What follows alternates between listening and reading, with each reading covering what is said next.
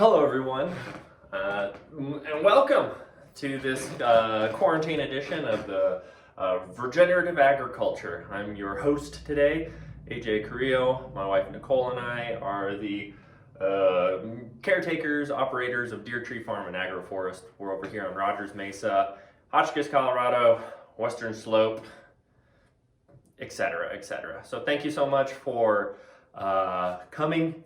And also for staying home and staying healthy. Hope everyone's feeling good, healthy, happy. We're going to be talking about regenerative agriculture today. This is just kind of, kind of an entry-level course. We're going to just be talking about the concepts of regenerative agriculture, talking about some of the practices, some steps towards designing your own farm, things that I've been studying and things that I've been learning as we have been designing our farm here, using some of these techniques, making mistakes, and learning from them. Triple thumbs up. So let's get started. Just kind of a little table of contents here. Since we're talking about agriculture, I want to just kind of define these concepts so we're all on the same page. So we're going to, come up with a definition for agriculture. Look at our current modern agriculture, and then we can move into regenerative agriculture, what that is, what that means, and kind of what we want it to be, what the goals are of regeneration and thinking up an agriculture that will take us into the future. So looking at what's called the triple bottom line, kind of tying it in with permaculture, holistic management, and the underlying goals of mutual benefit between the earth, people, and the economy. And then we're going to look at designing your farm through your context, managing water, and then agricultural ecosystems. Really how to design a ecological agriculture through developing agricultural ecosystems with farm enterprises. Okay, and then we're going to look at tools, techniques, and methods for management through the lens of agroforestry, and then we can kind of look at some resources from there. Okay, so a definition of agriculture. Agriculture comes from the Latin agra for field and cultura for to cultivate or to grow. So agriculture occurs in fields, which are made of, anybody? I'm all alone. Soil. And soil occurs in landscapes that are home to ecosystems, okay? And ecosystems occur within the context of the climate. All right, so agriculture is the practice of cultivating the soil of an ecosystem within the climate of a place, okay? So we can break each one of these things down. We can look at soil. Soil is not dirt. Soil is a living organism, a network of life. It's a living system that forms the foundation for the web of life within ecosystems. Now, ecology is the study of the relationships between the biota, the life of a place, and its environment. Okay, so it's the interrelatedness of those things, and then we can look at the climate. Prevailing weather patterns over long periods of time. And no matter what you think, the climate nowadays is weird. There's this phenomenon called climate weirding, and that's what we're experiencing today. Okay, so agriculture, soil, ecosystems, climate, that's what we're working with. Okay, so modern agriculture has been around for about 10,000 years old. The start of agriculture defines the beginning of civilization. Okay, massive shift in humanity, where we started cultivating plants in one place to store and to save those plants. And what were they? They were the seeds, the highly nutritious seeds of annual plants. Okay, so we are using these annual plants, which are plants that go from seed to seed in one season, okay, for our staple foods, carbohydrates, proteins, and fats. Okay, excuse my squeaky floor. So we are working with annual plants, which in an ecological context within nature, annuals are the scab of the earth. So when there is a disturbance, when there is some form of destruction that occurs that wipes the soil clean of the life, these annuals come in and they repopulate that bare ground to protect it, to cover it, to keep it from oxidizing, to keep it from eroding, to keep it from degrading, okay? Now, that takes place within the context of succession, okay? Ecological succession is the process of evolution and development of an ecosystem over time. So annuals are the first phase of succession. Technically, of secondary succession. Primary succession is like when, like, you know, volcano bloops out of the ocean. Like that's just starting from zero. But like after a landslide or you know, a tornado or something, that's secondary succession. There's already some establishment there, so it's just restarting, and that's what annual plants are doing. They're restarting. So if we're looking at annuals and we're developing annual plants for our staple foods, that means survival. Okay, then we need to make the conditions ideal for those plants. So what do we need to do? We need to wipe the surface and set back whatever ecosystem is happening in that field. We need to set it back so that it will restart succession. And then if we're going to do that over long periods of time, then we need to hold that ecosystem, hold that field in place in that first phase of succession for long periods of time. Okay, so that means that we are, you know, basically going in to establish perennial ecosystems and eradicating the life that takes place there in order to grow our crops via the most efficient way of doing this is through tillage, also through fire, and we've been doing this for 10,000 years, every single year. Okay, so what are some of the problems that we have been combating this whole time while we've been doing this? Well, one of the issues is that it's an annual plant. A whole bunch of other annual plants are going to come in to also fill that void, right? So that means there's going to be a lot of work for us in weeding. Just a quick side note, all of our crops come from the families that we identify as weeds. They've all been developed out of those families, okay? So we're going to have to be combating weeds. Also, we go from a diverse ecosystem into a polyculture into a monoculture, and that is like pest and disease buffet, baby. So all of a sudden we have these disease and pest pressures coming in, and we have to combat those as well. So we also, because we have to get that crop that 1 year, we're also combating against extreme weather, you know, hail, wind, storms, floods, all of these sorts of things, and we are more susceptible to their negative effects because we keep on wiping the soil clean. Okay, so there's a whole slew of issues that come from continually knocking that succession back to zero again and again and again. And eventually what happens, and what we're seeing happening a lot, is that field, that land, that soil, that resource base just gets degraded more and more over time, to the point where you can't get a crop out of it anymore, and eventually it could even desertify, okay? And that's happening over a huge portion of the planet right now. So when we look at really like what are the core values of modern agriculture? What are the, you know, what are the things that model is focusing on? What we find is that we need to fight nature, and we need to maximize profits, okay? Because we got bills, we got overhead. In order to keep that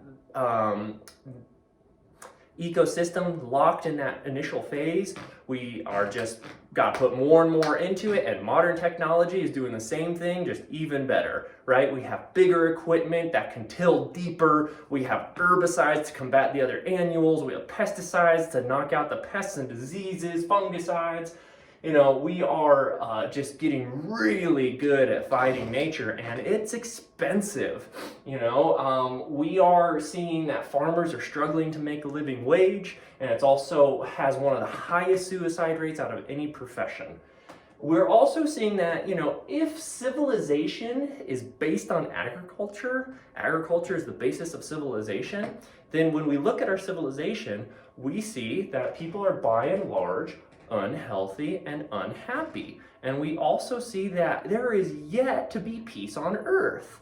Just fun facts to observe, right? All while almost 11% of the world's population is going hungry. Right now, today, every day, it's happening in the context of a global pandemic. So glad you guys could join us, by the way. And so we have widespread war, famine, climate weirding. So it kind of, it makes me kind of want to ask the question, like, is it working? Is it worth it? Is our culture working? And is how we cultivate the soil working for us to help us achieve our goals? Well, what are our goals? What are we looking at here? Just an interesting point from our old Frankie D. What up? A nation that destroys its soil destroys itself. Franklin Delano Roosevelt, if you didn't catch my reference. So we need to start looking at, we don't have to, if we don't want to keep surviving, we can just keep doing this, NBD. But if we want to maybe keep living on this planet, and maybe even leave something good behind for our children, grandchildren, progeny, future generations, then we could maybe look to see if there's another way. Is there a model for a different approach that maybe will show us an ethical way for humans to not just survive, but to thrive on this planet? And in a way that is mutually beneficial, doesn't just benefit us, but also benefits other living beings, the environment, our home, planet Earth. And then in a way that is also economically viable, because one of the ways that human beings relate is through economics. So we need to be able to make a living. We need to be able to do the things. And so we need our agriculture to be economically viable.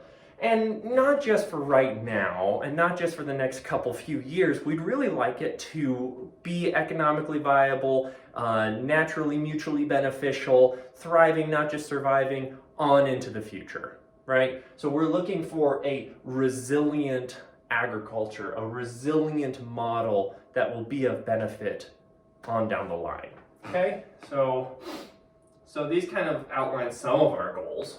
And so it gives us a context that we can talk about regenerative agriculture with, right? So, Restoration Agriculture is a book by Mark Shepard. And I really recommend it. It has a lot of wonderful information in it. And he talks a lot about this idea of redesigning agriculture in nature's image, right? So we'll kind of keep coming back to that. But what does it mean to regenerate? So the definition is to replace or regrow lost or injured tissue. Okay, so what is the tissue of agriculture? The tissue of the earth. It's the soil. The soil is the tissue of ag, and it is the foundation of our resource base, right? Well, okay, just kind of going back to the last couple of slides, half of the planet's topsoil has been lost in the last 150 years. That's really fast. Okay, if we've been doing agriculture for 10,000 years, that's an exponential kind of degrowth happening in the last 150 with the advent of more and more technology. So if our current form of agriculture is degrading our resource base, then regenerative agriculture will aggrade our resource base. Aggradation as opposed to degradation, right? So we need to build soil. And this becomes our litmus test for all of our practices, right? This is how we can kind of test the decisions and the practices and the different systems that we're using to see if they're actually regenerative. So that's a major foundational aspect of regenerative agriculture, building soil. But is there anything else that we need for it to be both sustainable, which is just holding the status quo, and regenerative, which is actually making it better, regrowing and rebuilding. So, anybody? Nope, still alone. Okay, great. Well, we come to the triple bottom line of sustainability and regeneration. Okay, so this, we can talk about permaculture here, right? Permaculture, Bill Mollison, Australia, wrote the Permaculture Designer's Manual, David Holmgren as well, one of the founders as well. Really amazing resource, comes from the concept of permanent agriculture. Okay, a really great movie that is even available for streaming for free right now is called Inhabit, and goes through a lot of different folks doing permaculture around the country. So if you have time, check it out, all different contexts. But permaculture, permanent agriculture, is founded on an ethic, okay? And this ethic is the care of earth, care of people, and the equitable distribution of surplus. So another way of saying this is that it's beneficial to the resource base, beneficial to society, and beneficial to the economy. Another way is that it's ecologically sound, socially sound, and economically viable and profitable. And my personal favorite, hey, I live here, hey, I like them, and hey, I got to pay them bills. You know what I'm saying? Okay, that's inappropriate. So here we go, we have, we're looking at care for the earth, okay? And so in the context of agriculture, we have soil, we have ecosystems, and we have climate. Okay, so let's start with the soil. Cultivating the soil of an ecosystem. Okay, soil occurs within landscapes that are home to ecosystems. They form the foundation of those ecosystems. An integral part of those ecosystems is itself a living system that forms the basis of terrestrial ecosystems. So healthy soils and healthy ecosystems go together. They're interrelated, they're interdependent, and they feed into each other, okay? So the health of the whole system flows from the health of the soil, and not just into the trees and the shrubs and the canes and the vines, but into the animal life as well, into the birds, into the mammals, into us, okay? So if we look at nature and we look at soil in nature, we rarely see soil uncovered, we rarely see soil tilled, and we see that it's home to a lot of diversity, and we see that it's home to life pretty much all the time, and we see that it's grazed on by large ruminants on a regular basis, okay? So these form the foundations of our principles of soil health. Just looking at nature, looking at how these ecosystems are working, and looking at how the soil just like occurs naturally in the world, okay? So finally, ecosystems, yay! So ecosystems, healthy ecosystems, which are the relationship between the life with itself, with each other, and with the environment, provide benefits called ecosystem services. So let's just look at some of these services, shall we? So some of these services that ecosystems provide, they produce food, feed, fiber, medicine, fuel, and materials for building, shelter, and other such Maslowian needs. We also see that having established ecosystems reduces erosion, purifies water, tree systems make air. They also purify air, also provide wildlife habitat. These sound like some pretty groovy situations to me. We also see that they sequester carbon through just the action of being alive, through, it's so great and it's so much all at the same time. Basically, when you have a tree, the climate is the input. The climate has the CO2, the tree brings it in, puts it down into its roots, and then leaches it out as carbohydrates. So that's liquid carbon that's pumping in through sugars as sugars into the soil to feed microbes, which then mineralize the soil, bring it back and feed that tree.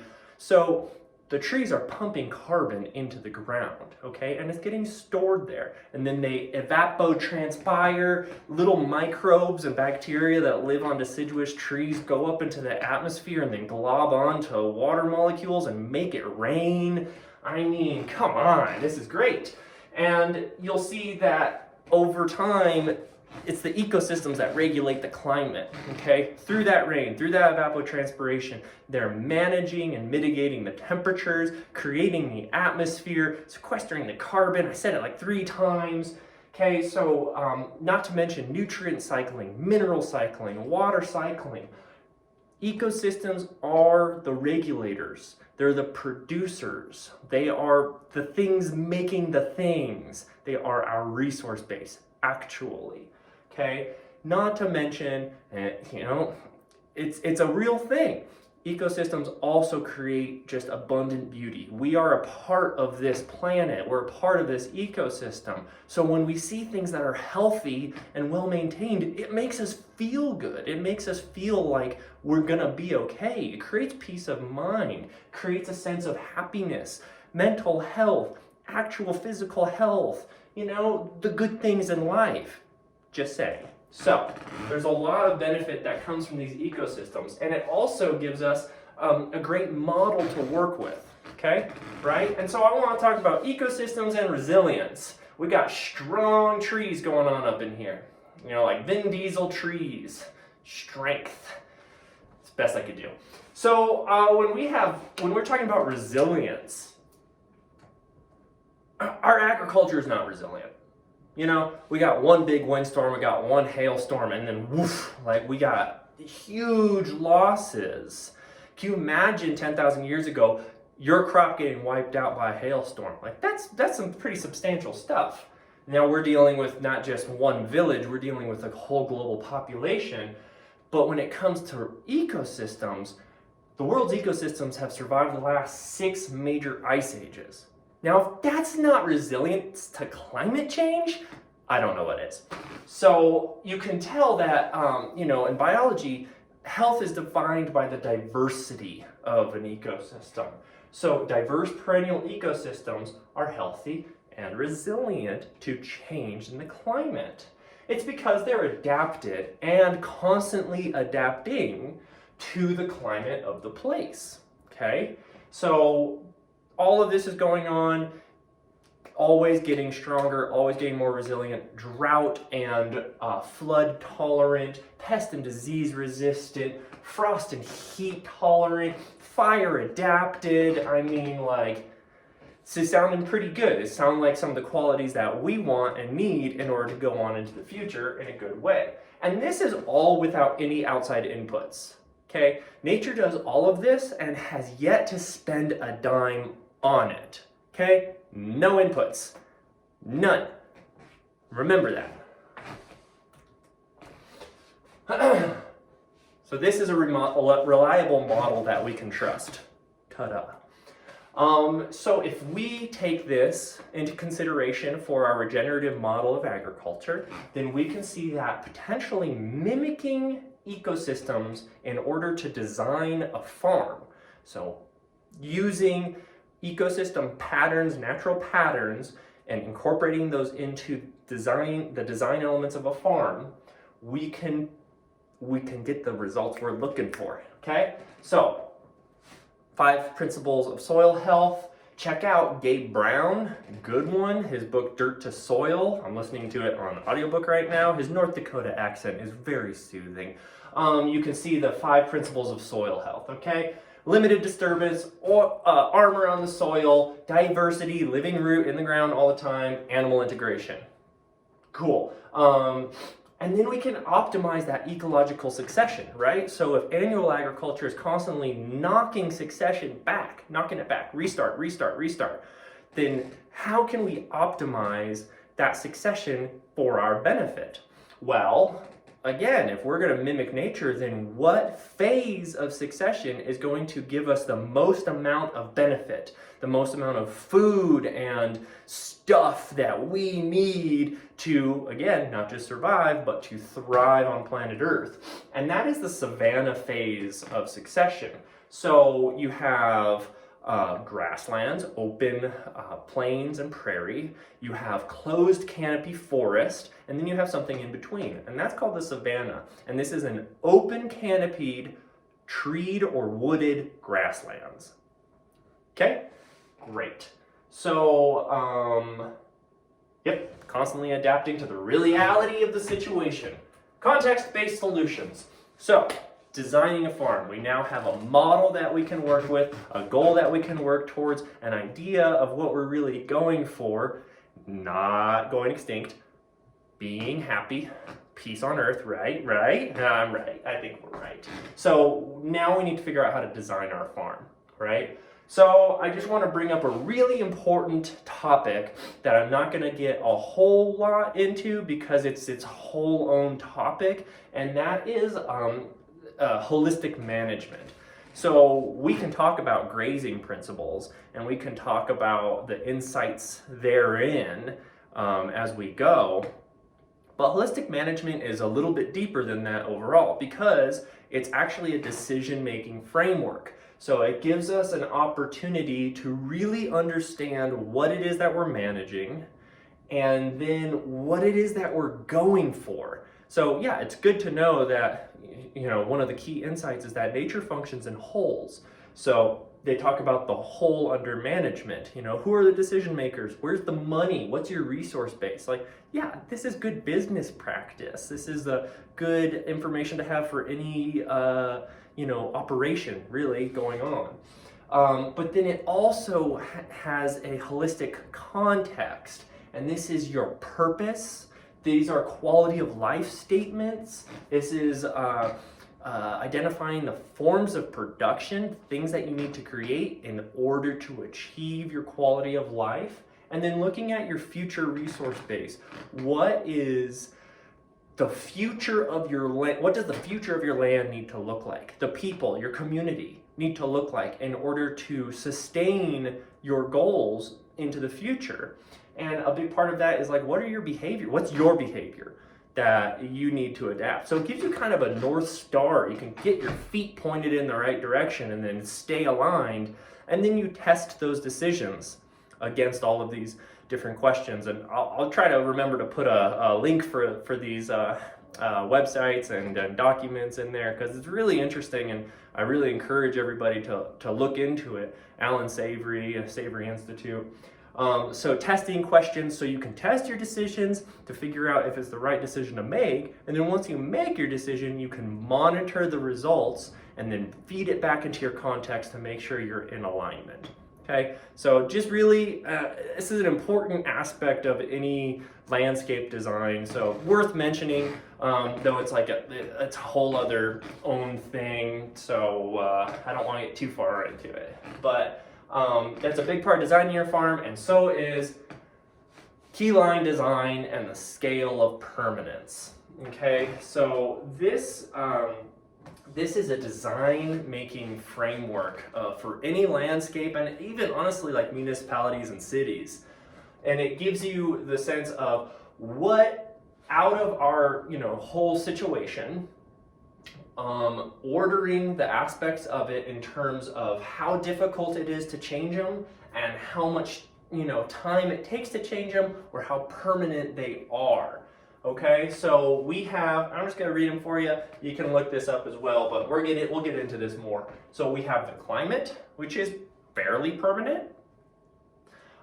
We have land shape. Then we have water. So this is the most permanent, down to land shape, and then water. And then underneath that, so these top three are pretty darn permanent, right? And we're also looking at, when we get down to water, this is the crux right here, right? And then we can go down to roads and access. Then we can design our tree systems and plantings. And then we can look at our structures and our buildings. And then we look at subdivision and fencing, and it all comes down and rests upon the soil. The soil is the least permanent, which means it's really easy to destroy it in a short period of time. On the other hand, it means it's really easy to build it in a short period of time. So that's a great coin we can flip.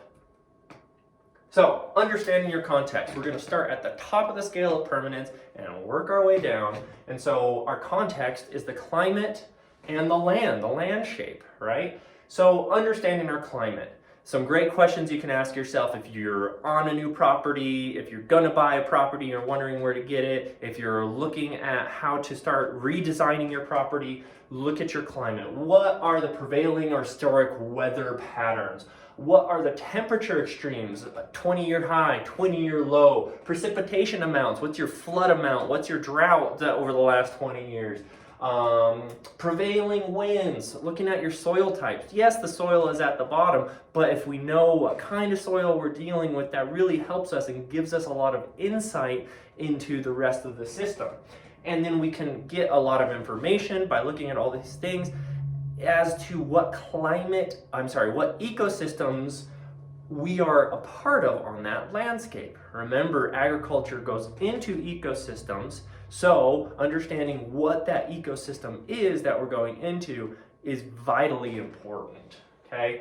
This will help us determine the species and the crops that we can use.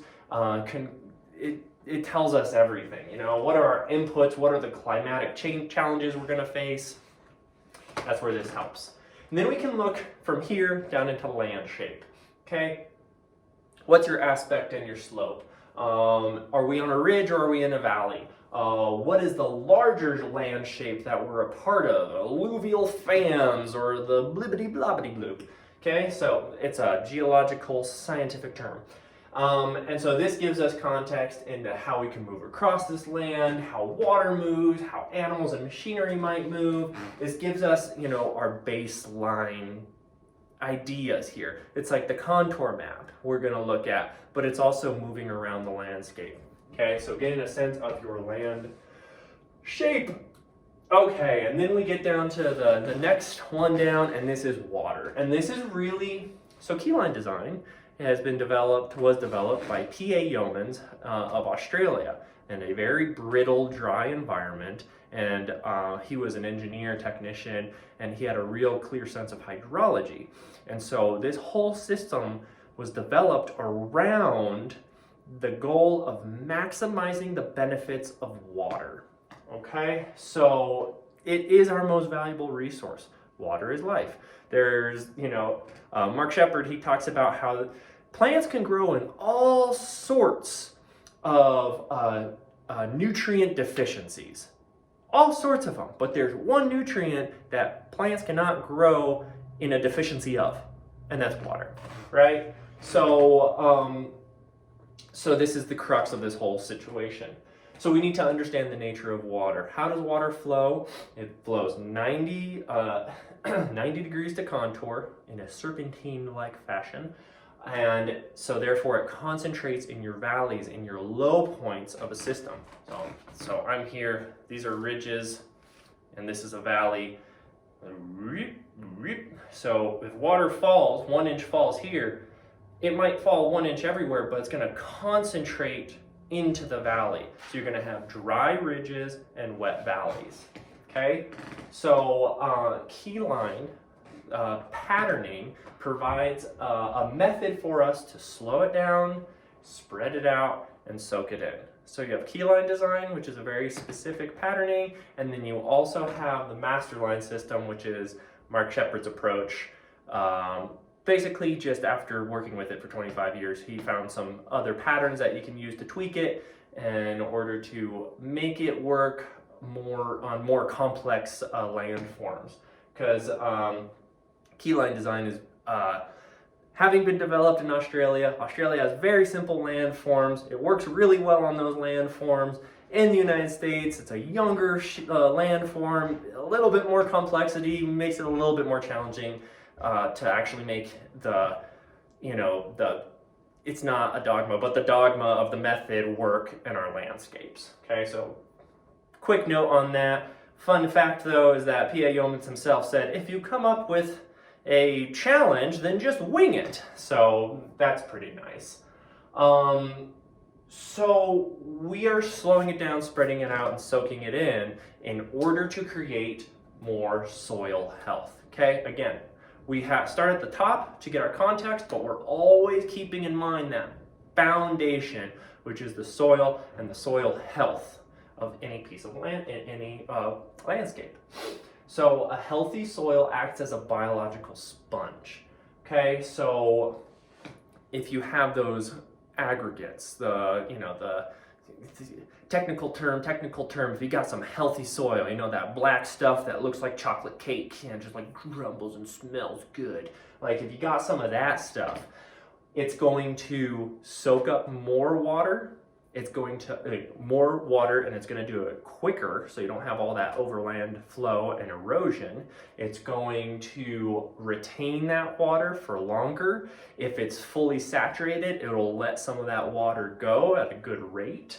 So this soil health stuff is great in dry environments. It's great in wet environments. In our current, being in the North Fork Valley where we live, our major issue is the salinity and the salination of the Colorado River and our river basins and the water, because we're on this really deep layer of shale and super salty soil. So with our current models and our current methods, the water will go and then it'll start to percolate, and then it'll just percolate out of the root zone, percolate through all that salty subsoil selenium, and take all of that and just dump it into the rivers. So having a really good, healthy biological sponge will keep more of that water on property at the root zone and let less of it go down into that deep percolation state. So just for our ecological concerns, soil health is the number one best way to address this. So they talk about key points, key lines, master lines, and those systems, right? So the whole goal is to evenly distribute water across the landscape, okay? So it's designed according to your chosen form of management. Are you using machinery? Are you using animal rotation? And then you have to decide what are the appropriate techniques in order to achieve your goals. And that's subsoiling, swales and berms, ditches. Those are some of your tools that you have to use. Again, there's no one size fits all solution to any of this. It's all context based. Okay, so here's a great example. This is New Forest Farm in southwest Wisconsin. Keyline Masterline technique system design. Okay, so when we're going this way, you can see that shape that's making, that U shape. That is a ridge. Okay, so that shape is a ridge, and the direction of those arrows that's water that is generally moving towards that ridge. So again, if water's going to fall on me and I'm a big landform, it hits those ridges, it comes off those ridges, and it concentrates in the valley.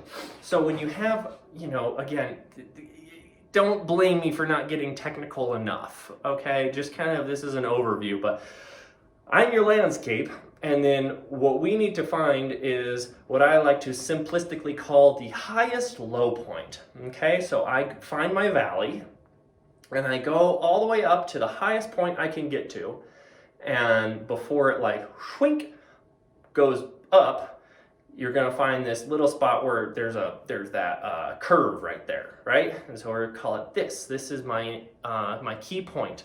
It's an inflection point, but we're just gonna make it simple. Key point right here, okay? So it's my highest low point. Then in Keyline Design, you say make a contour line from that point out from in your valley out to the ridge until it starts to curve out. Okay, and you do the same thing over here, and you have yourself a nice U, and that's your key line. Now, if you're in your valley, if you draw that key line and then go down, we're just going to call it 10 feet, and draw another line just beneath it, you then have begun to parallel from that line. So that's basically what's going on. What happens is that water, which was concentrating in the valley, is now spreading out slowly out onto your dry ridges. When you parallel down, it naturally pitches that line to have a slight slope out towards your ridges. So it spreads the water from your valleys out towards your ridges. Okay, well, we're on a ridge formation right here, and you can see that patterning, the way that looks, that water is slowly going to migrate that direction. Because it's such small slopes and such slight slopes, about 1% or so, think French drain, it's not like flooding out that direction, but it's slowing down the landscape, soaking in, and any water that would have been overland flow is going to make its way out onto those ridges. So Mark talks about, so we have asparagus growing out here and row crops, and he talks about how over on that point out here, at the end of his ridge, which used to be the driest point on his farm, he now has die-off from his asparagus because it's so wet. Kind of cool. So that's that, you can kind of see it applied right there. So here it is right here, we have a valley formation, and you get erosion over time, right? If you have this valley and it's rushing down to the valley and you have all this water, you're eroding that soil away. And so you can see this, this is kind of describing what I'm talking about. You can see that key point over there at that particular location in the landscape. So you have your key point over here. This is the direction of fall. This is your valley. We're heading out toward the ridges. And you can see they're parallel lines, right? So we have them paralleled all the way down. This is really important when we're talking about farming, right? Because our agriculture is linear because we have machinery and we're human-based and we gotta mow and we gotta do the things. This is also linear. It's just curvilinear. So when you're designing these systems and you're paralleling, you can determine the width of that parallel off of your equipment and management tools. Okay, so just want to make that point because it really helps. Here is Ridgedale Permaculture over in Sweden at 59 degrees north. Pretty awesome spot. Check them out on YouTube. I enjoy them. It's also got a book out called Regenerative Agriculture. So good stuff. I like it. And you can see he's got his keyline patterning over here as well. You can really see the parallelism because one of his major enterprises and income streams are his meat birds and his chickens and a little bit in the larger ruminants as well, but mainly in the birds. And so he's rotating those animals through there, and he can do it because they're parallel. So all of his chicken tractors, a la Joel Salatin, are just moving through there in a real smooth way, his fencing, etc. Okay, so these light lines are all of his tree plantings. You can see the points down here. These are all of his wind breaks. He's got riparian buffer zones. We're going to talk more about all of this stuff in the agroforestry department in a few minutes. But here's just another example of how to apply that keyline patterning onto your farm. And all of this, again, is based on water. You're managing your water, okay? The first image that was like this was in a valley. This is on a ridge. Slightly different, you're doing a slightly different thing, but it's pretty similar, just different. So I won't go too far into that, but that's how you make it work. This is New Forest Farm. This is Mark Shepard's place, 110 acres, something like that, and he did that to it. I wish it was a better quality picture, but really beautiful and really cool to see how you can make it work. This is our place. This is the back 8 acres on our farm. What I was saying earlier is that Keyline doesn't always apply to every situation, but it formulates the backbone of everything we're talking about here. But when there are certain other management considerations, you can look into Masterline. And so, Mark Shepard has a great approach as well that helped us with this. And so basically, because, here's our valley, here's that valley, our key point is up here in this valley. but our water comes from over there. We only get 12 inches of rain over here. So we're dependent on irrigation water. So I designed the system to flow this way across the landscape and then to go out onto this dry ridge. Okay, so it's not perfect, it's not like traditional keyline, but we're achieving the same goals and achieving the same ends, slowing the water down, spreading it out, soaking it in, trying to develop that soil biology, and to make that biological sponge. So, designing agricultural ecosystems. We got through the water segment. Now we're going to talk more about the actual design of what do your crops look like, how are they interrelated, and why does any of this matter. And we're going to talk about this after a short break. Welcome back, folks, to the quarantine edition of Regenerative Agriculture Talk. Remember, it's only true quarantine if it's from the Quarante region of France. Otherwise, it's just sparkling isolation. Anyways, so we're going to talk now about the next, oh, pardon me, the big thumb in your view. Now we're talking about the next phase, which is how to design your agricultural ecosystems. I'm just going to be a little neurotic. Okay, great. So, mimicking ecosystems, achieving goals, caring for the earth, viable businesses. Yes, yes, yes. So, we need to ask some questions here, right? What climate are we in? Here in the North Fork Valley, we are in a semi-arid desert. We get about 12 inches of rain, 10 to 13, something like that. We're in a brittle environment. Prevailing winds come out of the west, things happen. So then we need to look at how much water do we get. We get some irrigation water over here. We're very blessed in that way. And then what ecosystems do we see around us and what species make them up? So we have squeakiness. So we have our riparian ecosystems. We have cottonwood, willow, chokecherry, wild plum, mountain mahogany. You got your sumacs. You have your grasslands and your sagebrush. You have a little bit higher up, we have our juniper and pinon. A little bit higher up, we have your gamble oak and your aspens going into the spruce and up into the high country from there. So, but those are kind of some of the systems that we're seeing in our agricultural areas down here, okay? So, out of those, are there viable crops that would grow within these parameters? So we'll look at that in a second. And then are there markets that would buy these crops and sustain these enterprises? And then we can look into what other goals and values do we have that we would like to address, and how can we manage these elements in a manner that will benefit our triple bottom line. Okay, so we're looking at some of those questions. This is our place, by the way. This is what that is turning into, right? So all of these, we chose to go with, on this field, swales and berms. Swales are ditches.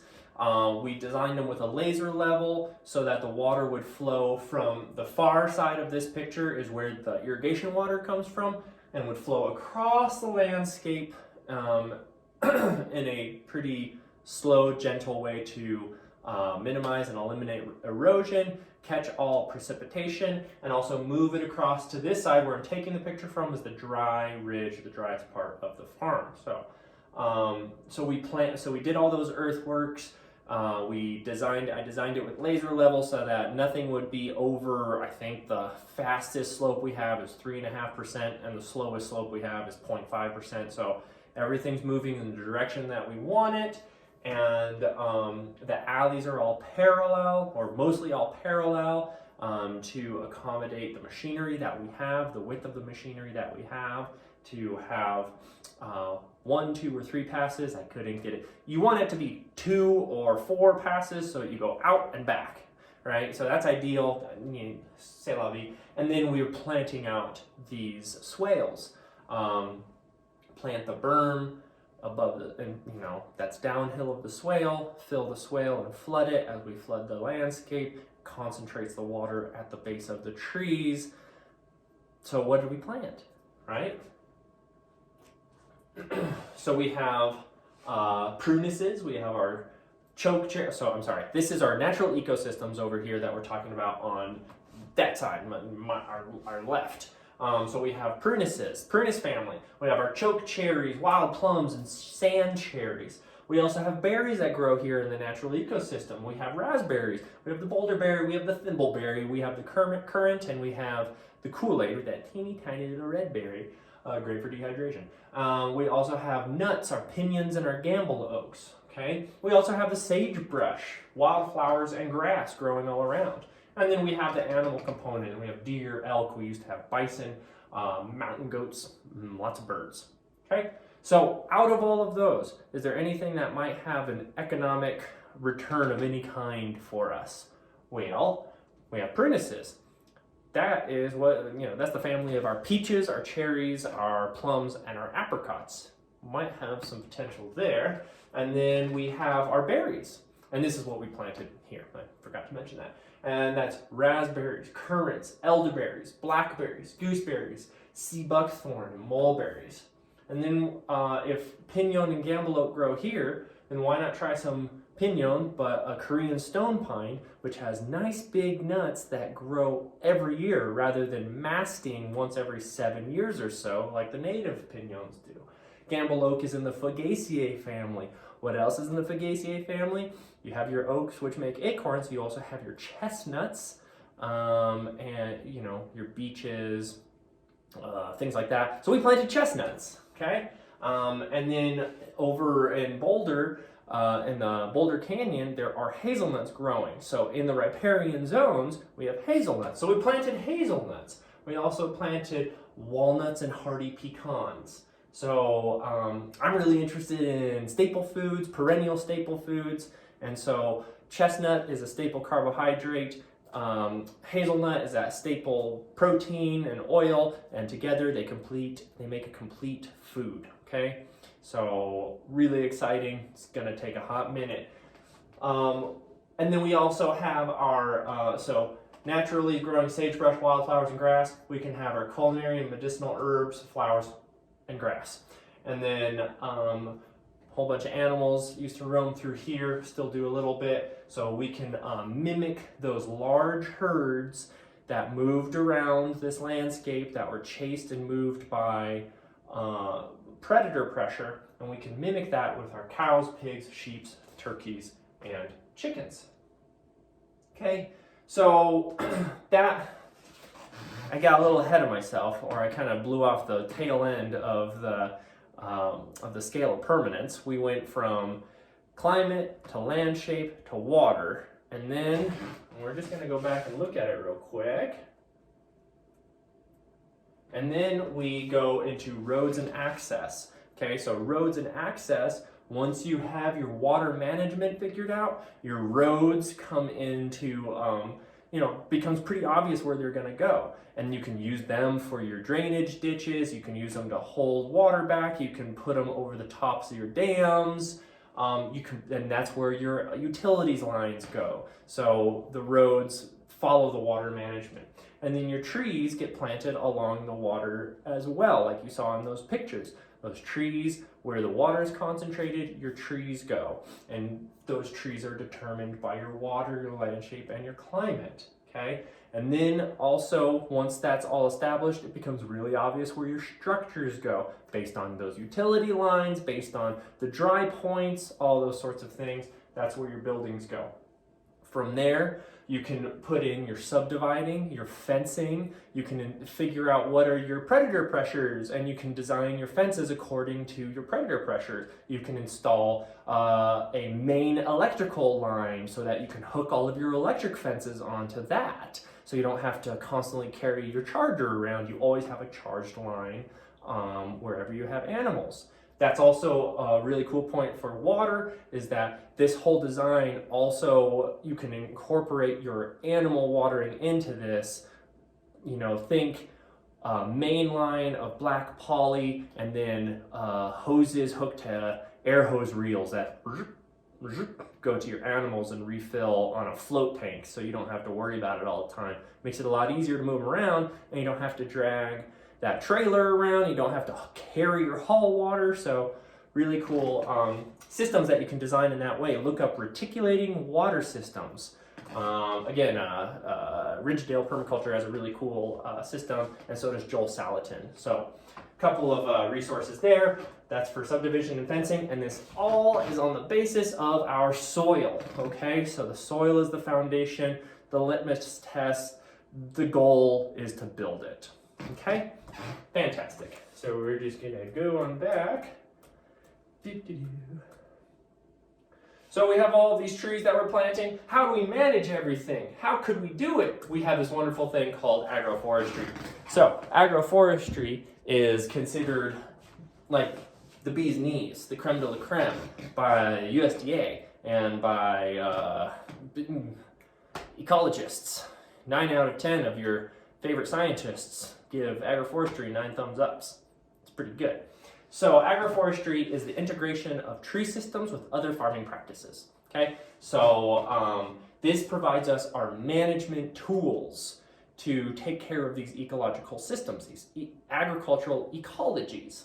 Okay, and I said management, not maintenance. So that's what this provides for us. Okay, agroforestry, so we're integrating and managing trees, agricultural ecosystems, and farm enterprises. We have 5 agroforestry practices in a really pretty picture. So first one is alley cropping, then we have silvopasture, then we have windbreaks, riparian buffer zones, and forest farming.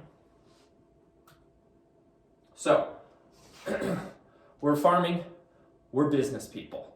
Whether it's small business owners or large business owners, we are business people. We are in the farming business. Okay, that was one of the legs of the stools of stool of regeneration. We have care of earth, care of people, and equitable distribution of surplus. It's just care of the ecology. Okay, so those are the 3 legs that we stand on for regenerative practices, right?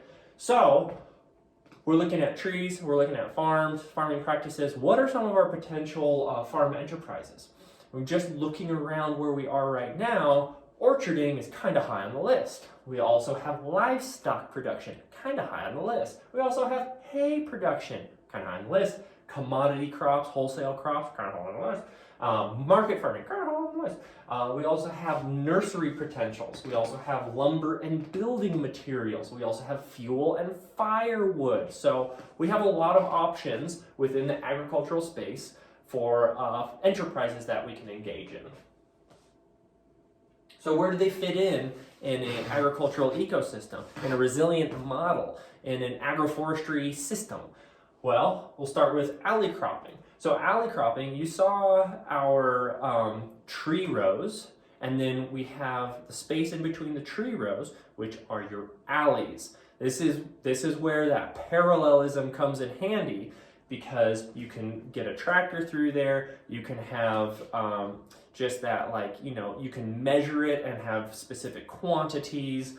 That's where that really comes in handy. So with alley cropping, we are cultivating plants in the alleys between the trees. Okay, so what fits there? What are some potential enterprises that fit in there? Anybody?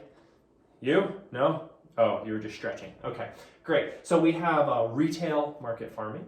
We have wholesale and commodity cropping. So we got this lady over here. She's on kind of a market scale right here. This guy right here, that's asparagus. That's a wholesale patch of asparagus, right? Imagine if 9 of us had 2 acres of asparagus. You know, that would be pallets worth of food that we could ship all together, cooperatively.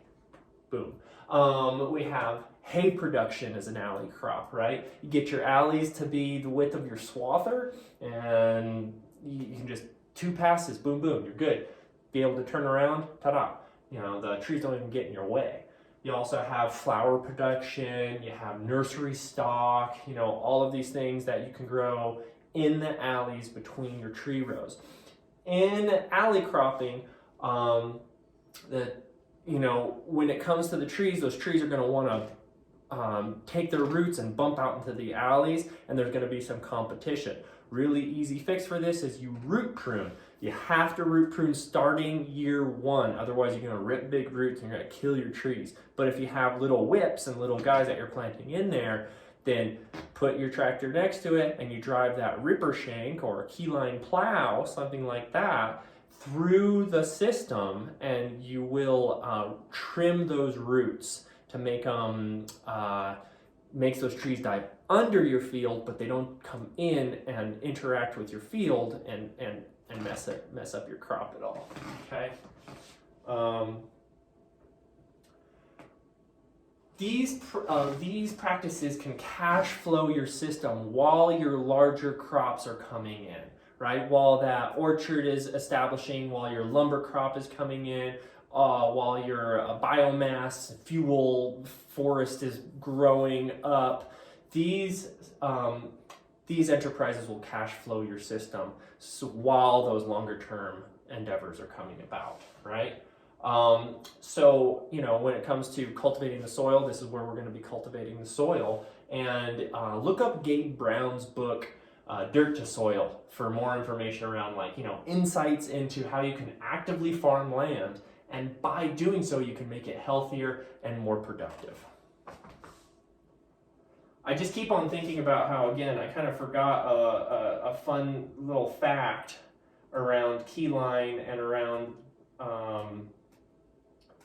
that patterning.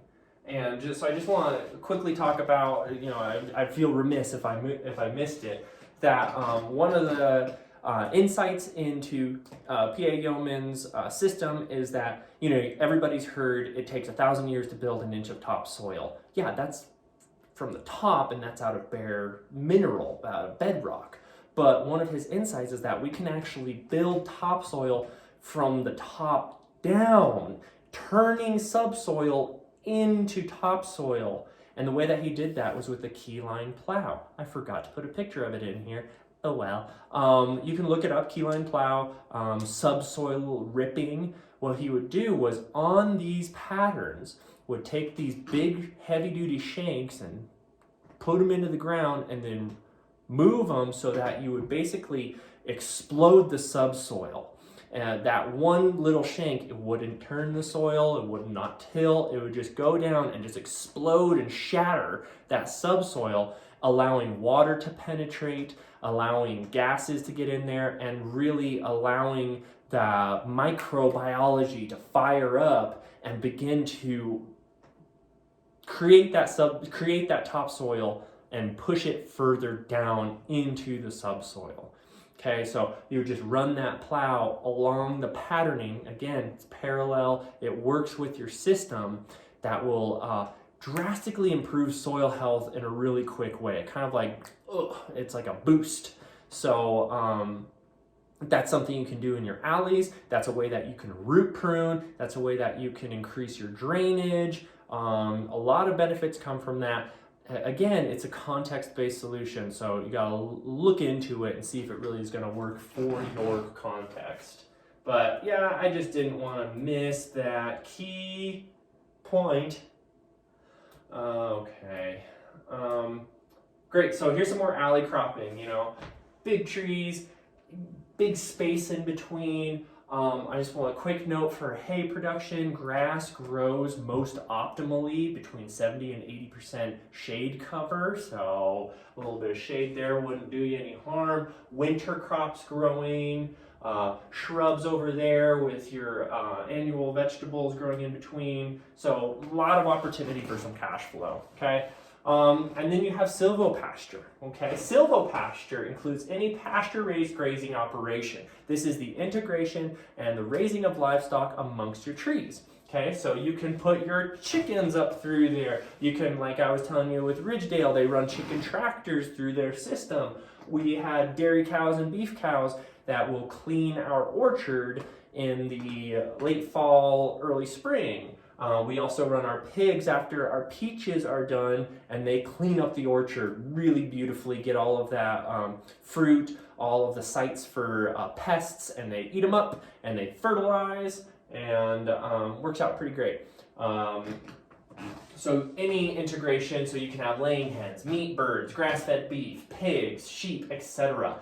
And these animals become our workers and our cohorts, right? They are teaming up with us and providing a lot of services to us. So we are using them to mow, we're using them to fertilize, manage pests and diseases, all while creating revenue streams. So if you can dial this in and get your management strategies tuned up, a la holistic management and planned grazing, things of that nature, then you can actually replace your inputs. Remember, no inputs, reduce inputs. Nature don't use no inputs. And you can replace your inputs with yields. Okay? So you can stop spending money and use the things that are making you money to replace that. Okay, so this is the potential of silvopasture, right? My beautiful wife looking at adorable piglets as they graze with the cows in the orchard. So these are all these little rectangles. These are chicken tractors. These guys up here are egg mobiles, and then they also have sheep and cows and turkeys and stuff like that they're grazing as well. Main thing about overgrazing is it's not a matter of how many animals you have. It's a matter of how much time they're on that pasture and then how much time the pasture has to rest. That was one of the big insights with Alan Savory, was time as a major factor and the main component of overgrazing. There's such thing as heavily grazing, where you can knock a piece of ground out, but as long as you let it rest, you won't overgraze it. Okay, there's them chickens.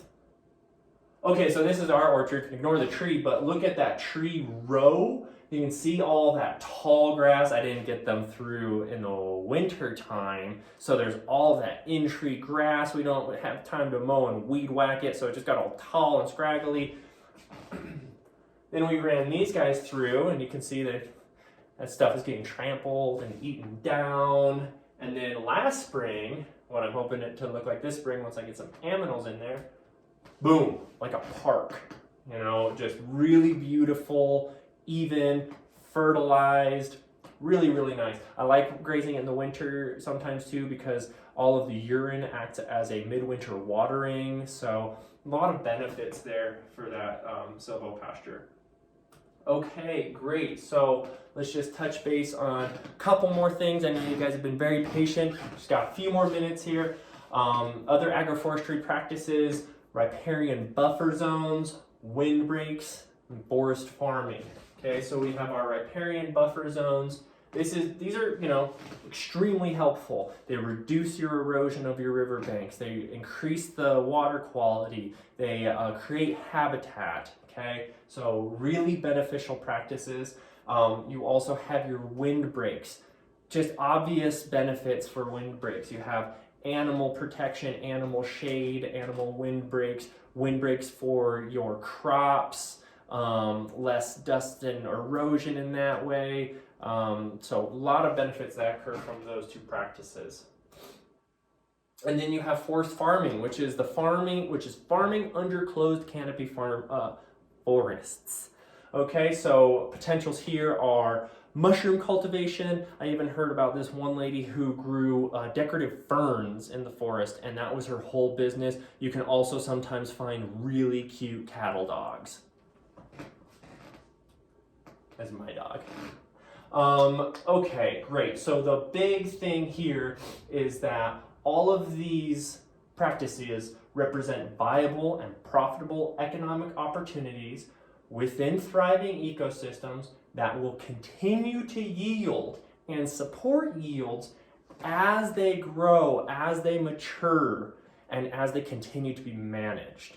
So if you have an ecosystem that is established and establishing, then you don't have to maintain anything because you don't need it to be static. It's a dynamic flux and flow, and your management will not only produce and bring you yields, but will actually make it healthier, which I think is our birthright as humans, to actually be stewards of the earth, our lives and us living and us thriving will be of benefit as we clean, as we tend the earth as the stewards we're meant to be. So, we started out with the definition of agriculture. I want to give us a new definition of agriculture, the definition of regenerative agriculture. So we started with agriculture is the practice of cultivating the soil of an ecosystem within the climate of a place, right? So, if regenerative agriculture is still agriculture, then it is the practice of regenerating soil by repairing, replacing, and managing resilient ecosystems in a way that generates and sustains lasting, profitable economic yields that lead to health and abundance for people, communities, and the environment. Boom. So, as our buddy Mark Shepard says, it is absolutely possible for human beings to produce staple foods using perennial agricultural ecosystems that actually improve the quality of the environment.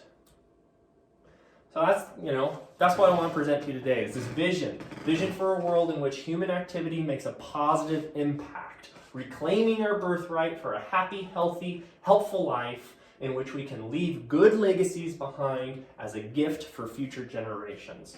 So in order to do this, we must base our agriculture on an ethic of care for the earth, care for people, and care for the economy, just economy. And we must design this agriculture based on the reality of the natural world, the reality of our context. We must design our farms with sound ecological practices in mind, and we must remember that we're not alone. We are interdependent. Interdependence occurs among independent entities, so we need to take care of ourselves, absolutely, but if we cooperate and if we work together, then we can actually achieve the future that we want and that we seek. So I just wanted to come here and do this talk to encourage everybody and to just kind of share what I've learned, to say, like, we can do it, we can do it. We have all of the resources, we have all the technology, we have all the information in order to redesign our lives, our future from the ground up. All we have to do is work together and learn, make mistakes, learn some more, share amongst one another, and lift each other up, right? High tide lifts up all boats. We need each other, and we can do it together as interdependent entities within this beautiful living system that we call life, home, Earth. So thank you guys so much for being here and being a part of this. I'm just like a new guy. I'm just a beginner, right? I'm just learning with you. Thank you so much for giving me an opportunity to just nerd out and be a goofball. I love quarantining and all. It's great, but it's just like, hey, what up? So we got some great resources here. I really recommend a lot of these books. Restoration Agriculture, fantastic. Permaculture Designer's Manual by Bill Mollison. Regenerative Agriculture by Richard Perkins. Holistic Management by Alan Savory. He's got that TED Talk. If you haven't seen his TED Talk, I really recommend you check it out. Dirt to Soil by Gabe Brown. Dirt, The Erosion of Civilizations by Dr. Montgomery. That's the whole, what's modern agriculture going to do? We're going to just degrade our resource base. He's got a really interesting book about that, and then he came out with another book about our revolution, where he started learning about regenerative agriculture. So also look that one up. That's pretty good. And then Joel Salatin, You Can Farming Business, just good one. If you don't know him, you should check him out. And then I also really recommend The 7 Habits of Highly Effective People by Stephen Covey. Just a really excellent read about human issues and how to work together, interrelatedness, interdependence. So if you haven't checked that one out, check it out. Also, in terms of business, check out the E-Myth, Why Most Small Businesses Fail and What You Can Do About It, because we're small businesses. And so a really awesome resource there. And then check out the Regenerative Agriculture podcast, Agroforestry podcast. Just keep nerding out, keep educating yourself, keep having fun. And so thank you guys so much for joining us on behalf of my wife Nicole and I and my little dog Milo. we're at Deer Tree Farm and Agroforest. You can find us at deertree.agroforest@gmail.com. Feel free to email me and us any questions you might have. I'm really hoping to do a tour and a walk around at some point, so if y'all are interested in that, then let me know. And I just want to give a real heartfelt thanks to VOGA, the Valley Organic Growers Association, and the Learning Council for asking me and supporting me and encouraging me to do this. Really appreciate it. Wonderful resources, and just God bless them. Just thank you guys. And then you can find us at www.deertree.farm and at Deer Tree Farm on Instagram and Facebook /Deer Tree Farm. And then there's my phone number. You can call me and we can just geek out. Again, thank you guys so much for joining me here. I hope you all are healthy and well and happy, and just wish you all the best now and into the future, and look forward to working with you on down the line. So thank you, God bless, talk to you soon.